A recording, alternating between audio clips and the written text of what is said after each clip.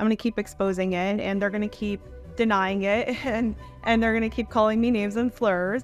And they're going to keep getting triggered by me, but I don't care, because I know that I'm on the right side of history.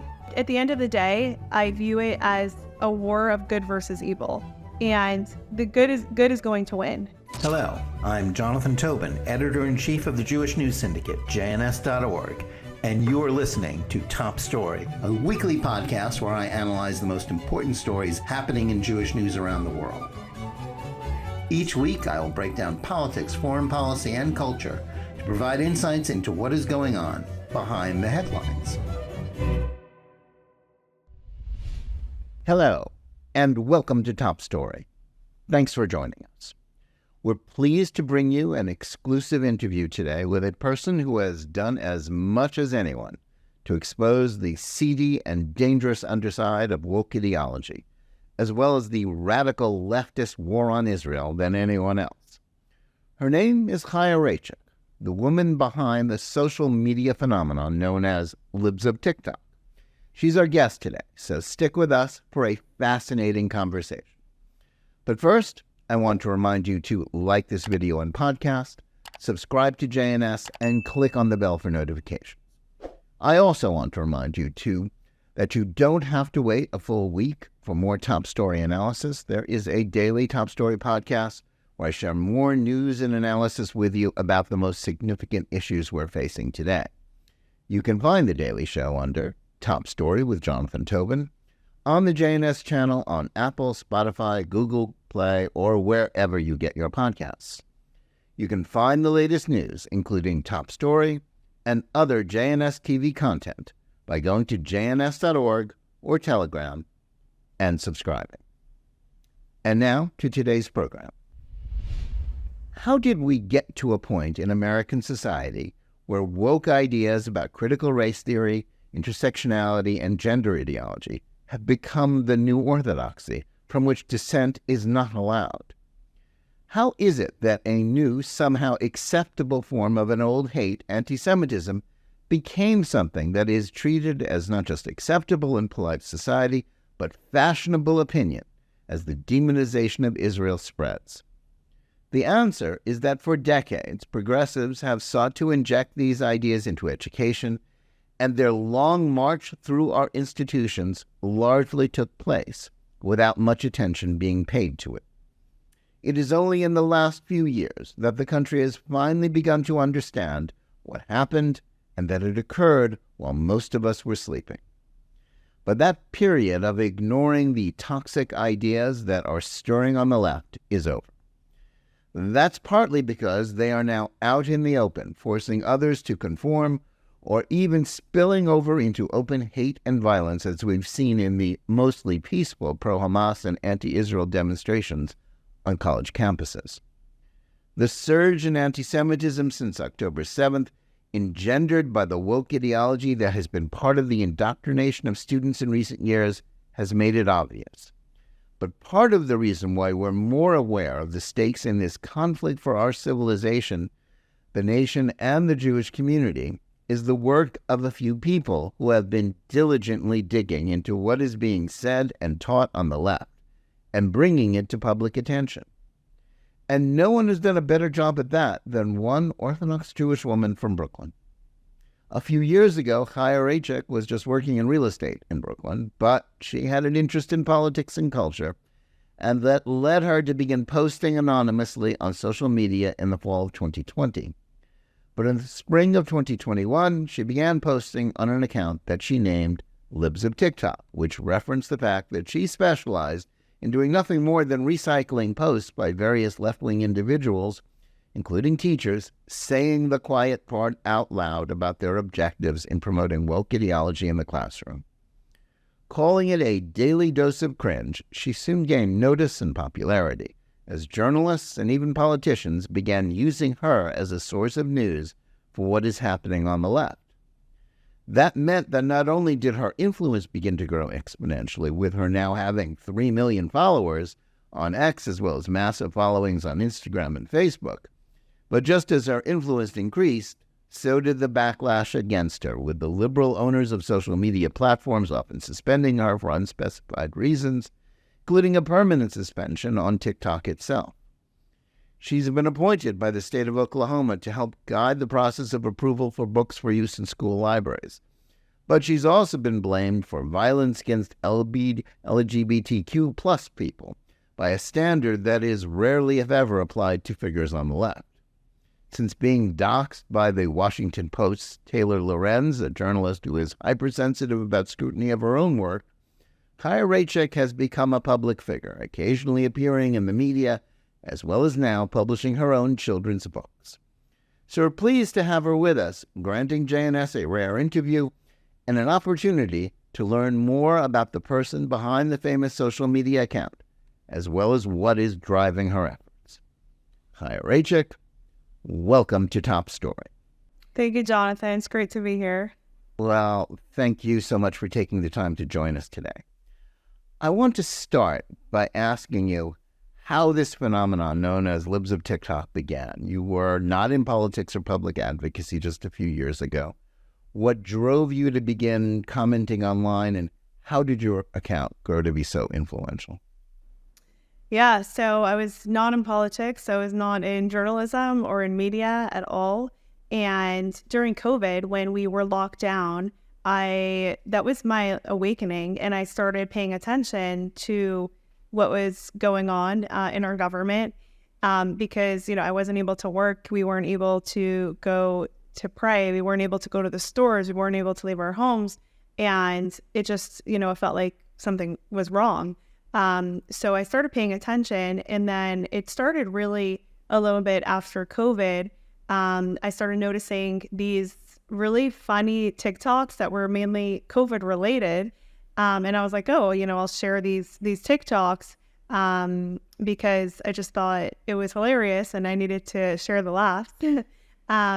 And then once I was on TikTok, I came across this whole other category of insane content. And that was the teachers bragging about confusing kids about their identity. It was people in the medical industry boasting about mutilating, sterilizing, and castrating kids. It was activists. There was a lot of anti-American sentiments on TikTok. And I was just absolutely mortified by what I was seeing. And I was like, wow, I need to start sharing this. And I started posting that, and my following was slowly started growing, and then just exploded. And here we are. Right. Well, I think it's really important for our audience, including those who may not be among the millions who follow you, to understand what it is that you do. You're accused by left-wing groups and journalists of spreading hate. But all you actually are doing is, as you just said, is merely republishing videos that have already been placed in the public domain by the original posters, who presumably wanted their views and practices known, but somehow object when they are shown to members of the public who had no idea about what is being said on the left. I mean, where they are, in essence, sort of saying the quiet part out loud about their objectives.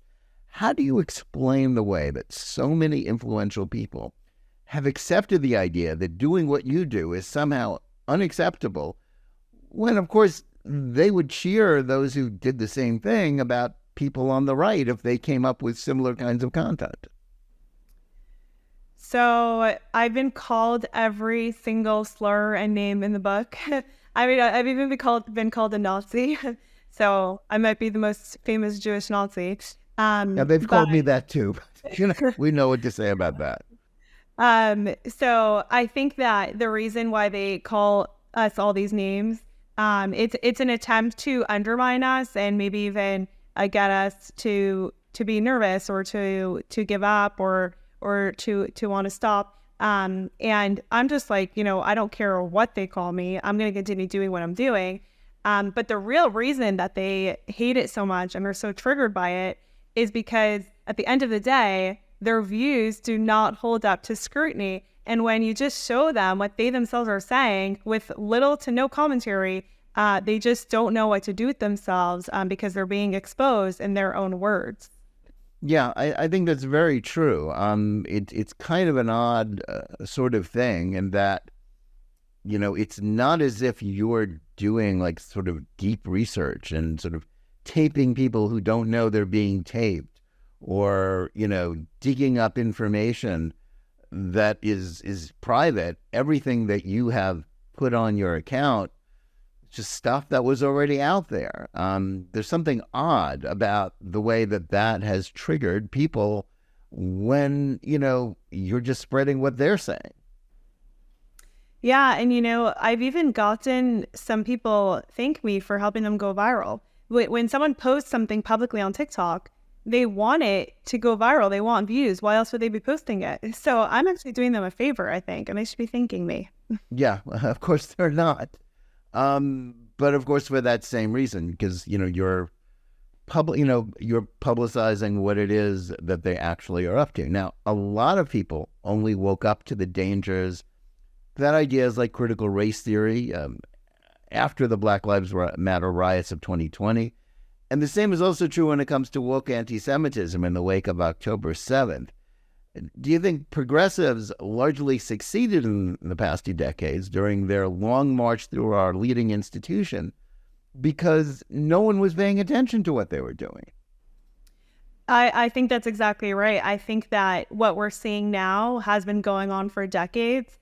And we weren't paying enough attention. We weren't doing enough about it. But I think that right now it came to the point where they just went way too far, and now they're getting a ton of pushback. I think the pushback is just beginning. We've had some amazing wins, and we've been able to expose so much to raise a ton of awareness. So I think the American people are much more in tune now with what these progressives have been planning for a few decades, and we are fighting back. But I think there's still so much more work to do. But I think we're on the right track. Yeah, I think the problem is sort of we're in this bifurcated society where sort of elite media institutions like the Times, like the Washington Post, which you've tangled with, in those precincts, some of these radical ideas about gender, or even about race, and even about anti-Semitism, they're mainstream. They're in fact they're in the business of mainstreaming these ideas. But yet, what you've been able to do, with a single-handedly in a social media account, is actually bringing out what people are saying on the left. You sort of publicized the conversation, that wasn't being represented to the public. So therefore, that is a threat because, as some people have said to me, I didn't vote for this stuff. Nobody consulted me about putting that in the school, putting these sorts of things in the schools. And it's only when it explodes, on our television screens and in full view that people say, wait a minute, what's going on? Whereas this was what you've been trying to do, I guess, is sort of sound the alarm before it gets to that point. Yeah, and they are trying to mainstream all of these ideas, and they kind of tried to hide behind it because I think they know that this is bad. You can't justify chopping off kids' body parts because they think they're the opposite gender. And what I've been able to do was come with firsthand evidence and be like, look, this is what they're doing. And they used to say there's no critical race theory in classrooms in schools. And then I come with a video of a teacher who's literally recording herself, and she's like, hey, I'm a teacher and I'm teaching my students that white people are privileged and, all that kinds of stuff. And they have these like privilege marches, and there's so much I've exposed on that. And then they can't say anymore that there isn't critical race theory in schools. And the same goes for gender ideology, and for this anti-Semitic, which is really an anti-American movement that we're seeing now as well. You have college kids basically chanting for the death of America in the name of being pro-Palestinian, and it's like, what's the real agenda here? It's so easy to see it when you just share their own words and what they themselves are saying. Yeah, I think it's very simple, and I think it kind of leads me to my next question, which is, there are lots of influencers and pundits on the right. Yet why do you think so many people on the left are so focused on what you do? What is it that you have done that has really triggered them in that way? Is it just the magic of social media, or just the fact that you have not, sort of you haven't done anything more than bringing to the fore what other people on the left are saying? That is $1 million question, and I think about this almost every single day. I think it's a mixture of a few things. So, number one, I was one of the first people to do this. So right now, it's become very acceptable on the right, and there are so many amazing people who are speaking out against all of the wokeness and all of this insanity. But when I started, there really weren't a lot. And it was a little bit taboo, and it was scary because this sexualized agenda is really, it's like the hill that the left is going to die on. Like, this is their religion. It's a cult. Like, this is what they believe, and they are going to die on this hill. And anyone who speaks out against that, they will come after you with everything they have. So this isn't, it's different, I think, than just like policy disagreements, tax policies and border policies. It's their religion. And I focus mainly on exposing that and warning of the dangers of what this ideology could do to children and does do to children. So they absolutely cannot stand it. And they hate that I am at the forefront exposing all of this. I think, I don't know, something about me just triggers them so much. There's more to it, and I think about this a lot. And I'll share more when I have more theories. Well, I guess part of when you first began on social media, posting under before it was Libs of TikTok, it was something else, more focused on COVID when about Governor Cuomo in New York, but you were still anonymous, and it wasn't until the Washington Post basically doxed you that you sort of became the person, the person hierarchic became identified with this account.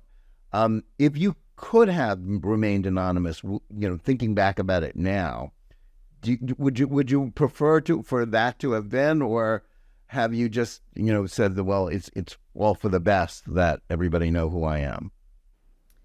So I did want to be anonymous. It was not really my choice to have the Washington Post show up to my house and dox me. I think I probably still would have been anonymous. I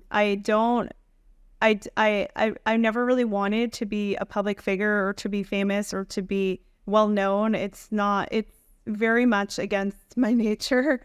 And it was definitely a learning curve to be in this position now. It still is, if I'm being honest. And it's, I'm naturally a very private person. And it was very difficult, putting aside the fears of having half this country literally want to kill me, and having my face known. So, the actual safety and dangers of that, just the idea of being a well-known person is not really so comfortable for me. So I probably would have stayed anonymous. But, I think that the way I look at it is God had a plan. I really feel that he put me in this position for a reason. And even though there was a learning curve and it took a lot to get comfortable with the way my life is now, and it's still a process every day, I think that there's a reason for it. And I am doing my best to go with it and to figure out how to live my life with like this.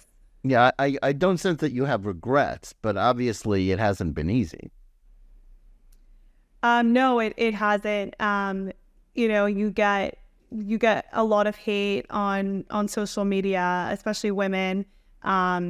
There's, sometimes I do fear for my personal safety. I try to be very careful about, people knowing where I am and, take measures, when it comes to like where I live. But I have had people come up to me in airports, on the street, and sometimes it's unnerving. But I think that I do protect myself. So that's something also that I had to learn and figure out. But I also really believe that God is protecting me, because I think that,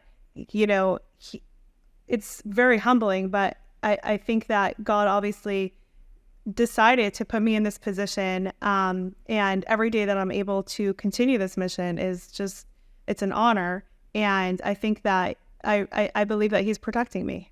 Well, that's hope. I hope so. It is a mission, clearly. What does your family think about this? Obviously, they probably weren't prepared for this either. The people who love you, how they felt about it.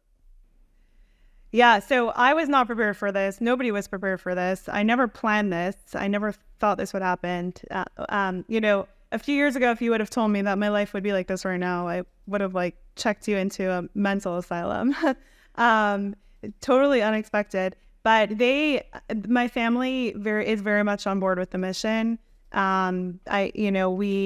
had those values instilled in us from when we were young, and they appreciate what I'm doing. Yeah, I think when you speak of your values, I think it's important for people to understand. I mean, sort of, what you are trying to, or at least what you seem to be trying to do, is sort of speak up for normative, traditional American values as well as Jewish values about the importance of the family. It's got to feel kind of odd that you're so under attack for supporting something that, sort of the day before yesterday would have been something that nobody would have attacked anybody for. That's how quickly our society has changed. I mean, that has to be, a big part of sort of the disconnect, even in your own mind, for how much your life has changed. Yeah, and this is something that I'm very open about and I speak about a lot. Most of the things that I am posting about and exposing are things that literally up until a few years ago, everybody would agree on, right? It's wrong to chop off the body parts of kids. It's wrong to give kids porn in school. It's wrong to tell kids to hate America, or to tell white kids that they are somehow privileged just because of their skin color, and the opposite. And it's wrong to have grown men dress up as women and dance provocatively in front of children. I mean, these are things that we all used to agree on. And the left really are the ones who decided to make this political. And they made this their party platform. So, and when a Democrat goes against this narrative, they get attacked. But there have been some who have spoken out against it, and when they do, I make sure to applaud them. But I would love to see more Democrats come out against this, because this far left agenda has really taken hold of the entire Democratic Party. And it's just extremely harmful, and it should absolutely not be political. It's really sad that it is. Yeah. Well, social media and the internet have become obviously the world's new public square. A development that those tasked with, for example, defending Israel or opposing anti-Semitism seem to be slow to realize. What do you think is the key to understanding how to reach a large audience that is often being missed by those whose job it is to reach large audiences? Well, I think that, first of all, shout out to Elon. I think he really changed the game when it comes to social media. Before he bought Twitter, there was tons of censorship. Obviously, conservatives were targeted. There still is censorship, but not on Twitter, X. And I think that pre-Elon days, it was the status quo to censor conservatives and to have, the Biden White House putting in requests for censorship, and to have left-wing media putting in requests for censorship. And these are all things that have been proven. It's been exposed. And then Elon, he changed the game, because he comes in and he's like, wait, I'm not going to go along with this. And suddenly it's not the status quo anymore. And what happened after that was the other social media companies, they realized that they can't get away with this anymore. So they really toned down their censorship as well. There still is censorship. There's still a lot of work to do. But I mean, even YouTube gave Trump his account back. Instagram and Facebook both permanently suspended me. And then they changed it after backlash. They gave me my account back.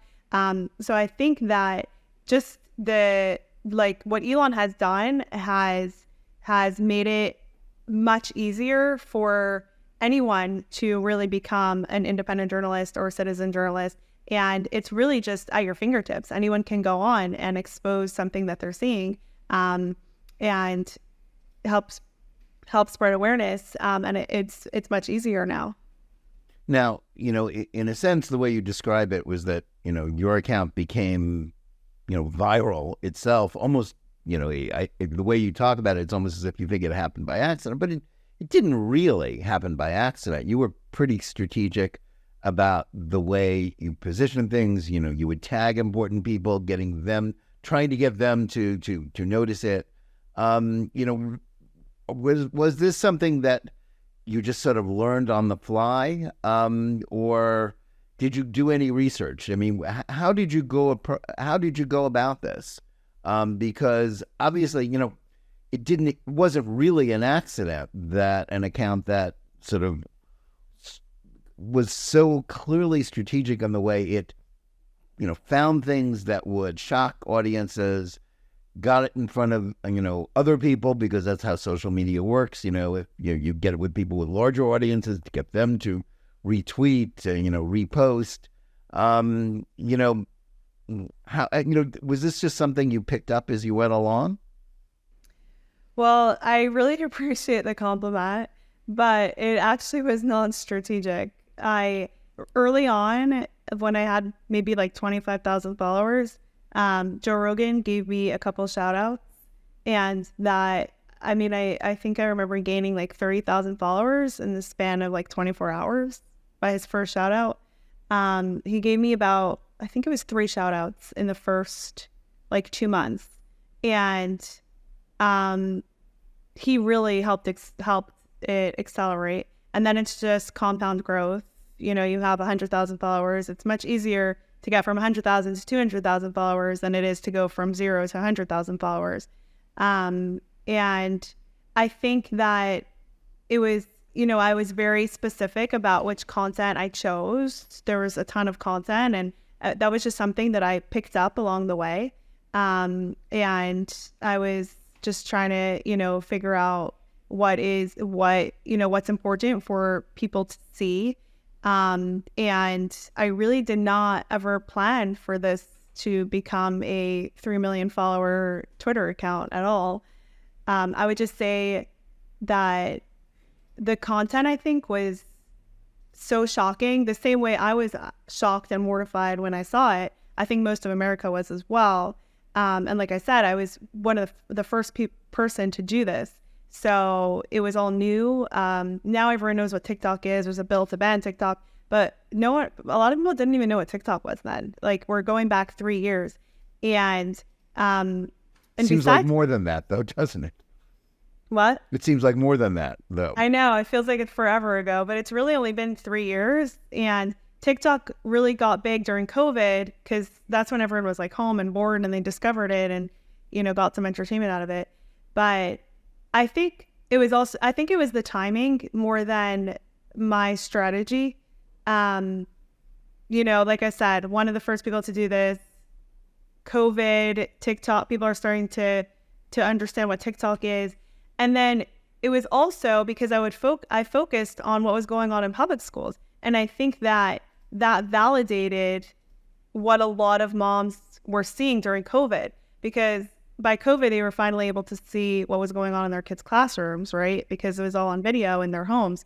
And a lot of parents were like, wait, what? This is what my kid is learning? This is what my teacher looks like? They're teaching my elementary kids about pronouns, and the teacher's showing up with green hair and piercings and, looks insane.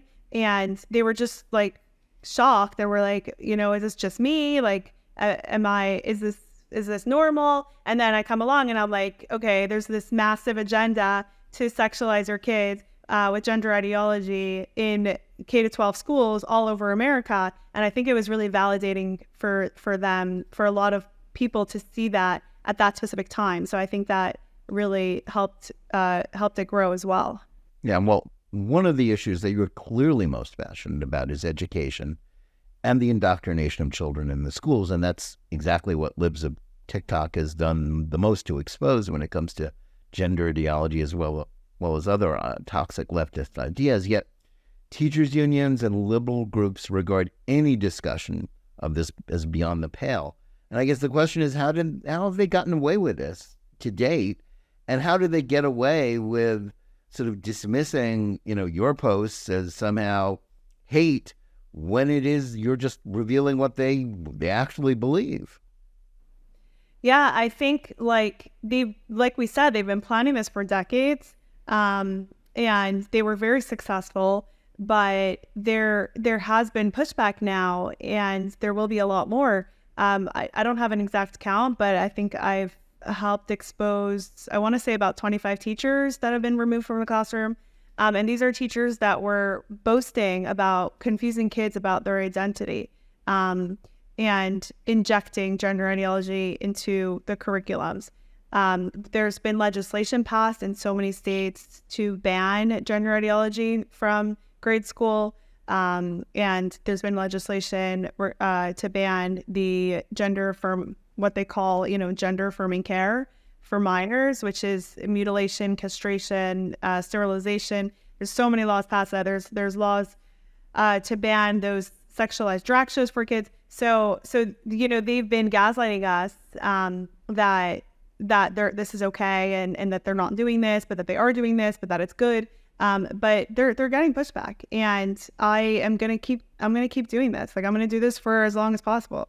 And for as long as I can, as long as there's work to do, I'm here, and I'm going to keep exposing it, and they're going to keep denying it, and they're going to keep calling me names and slurs, and they're going to keep getting triggered by me. But, I don't care, because I know that I'm on the right side of history. Yeah. Well, I think one of the sort of slurs that they throw at you and others, such as groups like Moms for Liberty, is they claim that you're censoring books. Now, you've been asked by the state of Oklahoma to take part in a process, have a post there about libraries and what books are chosen. Explain to us the difference between what you're doing and actually banning books. Yeah, so the left actually tried to cancel Dr. Seuss because they claimed it was racist. So that's what I call book banning. What I'm doing is saying, like, look, here are these books that show graphic pictures of sex and have extremely sexually explicit content about like pedophilia and different sex acts. And they're giving this to kids as young as elementary school. And I'm just like, hey, this is super inappropriate. And I think that, again, like, this shouldn't be controversial. Like, we should not be giving kids porn in schools. I think it's not banning books. What you and others who agree with you have been trying to do is just to take them out of school libraries. I mean, nobody's burning books. Yeah, you can still buy all these books on Amazon, on eBay. You can get them in libraries. But I just don't think that in these government institutions, which our tax dollars are funding, we should be educating children with porn books. So I just don't think we should give kids porn in school. I don't think that is book banning. No. Now, another thing that you've been accused of is that, you've been accused of inciting violence against gays or transgender people. I think the example that they cited in Oklahoma turned out to be somewhat debunked. But, how do you feel about, the charge that you're being hateful to a group of people whatever they may believe, whatever they may be doing. Is that your intention? How do you feel about them? No, I've never called for any kinds of violence. I am against violence. I am simply sharing their videos in their own words. So if their videos are hateful, then what does that say? Right. No, I think a lot of people may think that discussions about gender ideology and the current surge in anti-Semitism and the war in Israel are unconnected. But aren't they part of the same sort of ideological mindset that has its roots in Marxism and sort of Marxist theorists of the recent past? This is part of the same struggle, isn't it? I think that the left's whole worldview is basically oppress versus oppressor, and they use that lens in everything that they do. So if it comes to like the LGBTQ community, they say the LGBTQ are marginalized. That's why we have to defend them at all costs and promote them, and whatever. When it comes to race, right? They say that Black people are marginalized. That's why we should give them reparations and give them special treatment and stuff like that. And then when it comes to Israel, it's the same thing. They say that the Palestinians are being oppressed. Israel's the oppressor, so they're automatically going to be against the quote unquote oppressor. And that's their entire worldview. They view everything like that with that lens. And I think that when people understand that, everything starts to make sense.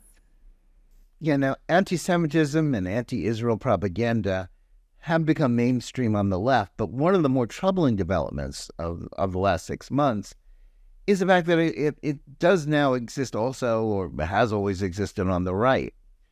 You're someone who has sort of become prominent as sort of as a conservative influencer. What do you make of the way that some other people on the right who are also prominent, people like, say, Candace Owens, who has essentially mainstreamed anti-Semitism in her own way, and Tucker Carlson, who supported you and, was undoubtedly a tribune of conservatism and against the woke left in the past, now that he's no longer at Fox, seems to be willing to provide platforms to Israel haters. What are your feelings about that? So I'm not going to comment on specific people, but I will just say that the lack of moral clarity on this issue is really terrifying, and I think it's gotten a lot worse in recent years. I do see a rise of it on the right, which is really concerning. I think that the difference is that on the left it is institutionalized, whereas on the right it's not yet, at least.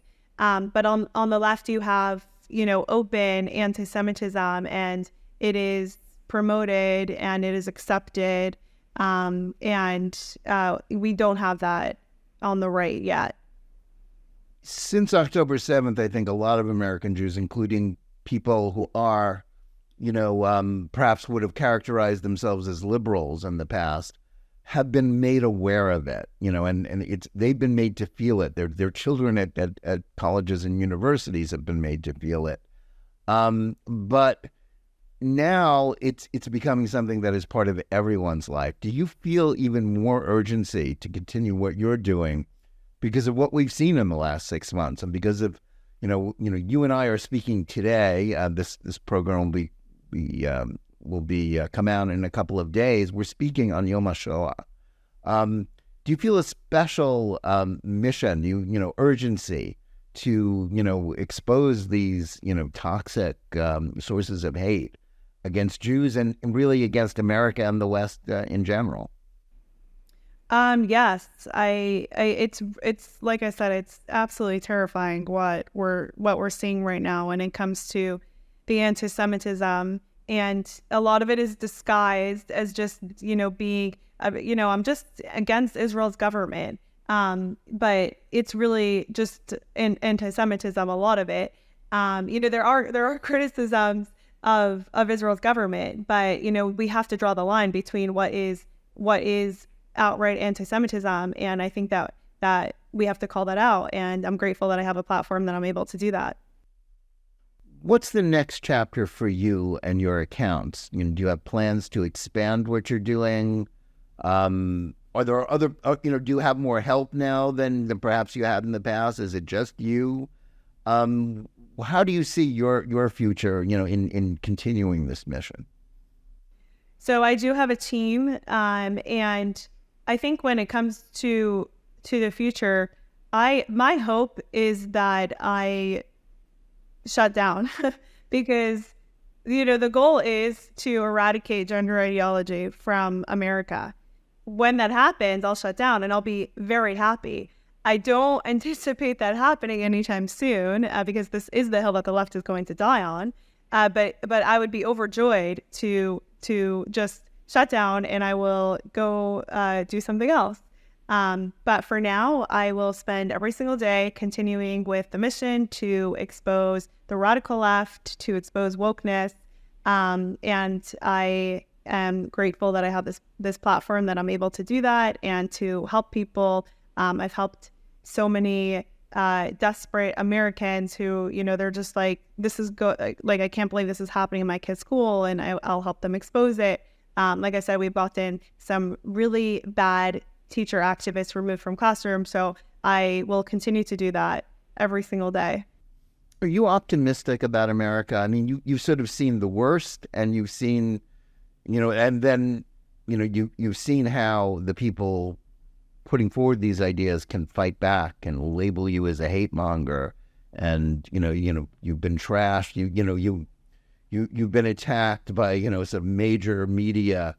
Has this made you more pessimistic about the world, about America, or are you still I'm sensing some optimism there. I'm very optimistic. I think that parts of this are always going to be here. But there's been so much pushback. And like I said, they went way too far. And I don't think they were expecting this amount of pushback. But there's so many laws being passed now to protect children, which is incredible. And I'm glad to have had a part in that and to have helped inspire it. And I think that most Americans are really waking up to this. And I think we're going to win. And at the end of the day, I view it as a war of good versus evil. And the good is going to win. It always does, and it has to. So I'm very optimistic. Well, you're right that it has to, and I hope you're right about that. Chaya, thanks so much for joining us today and for your insights. We'll look forward to continuing to follow you and Libs of TikTok in the future. We also want to thank our audience. Please remember to tune in every day for Top Story Daily Edition. And whether you're listening to us on Apple, Spotify, or any of the other podcast platforms, watching us live on Facebook or X, or on the JNS YouTube channel, please like and or subscribe to Top Story, click on the bell for notifications, and give us good reviews. Please write to us at editor@jns.org. Let us know where you listen or watch the show and what you think about it. And remember, keep reading and thinking for yourself, and we'll see you again next week.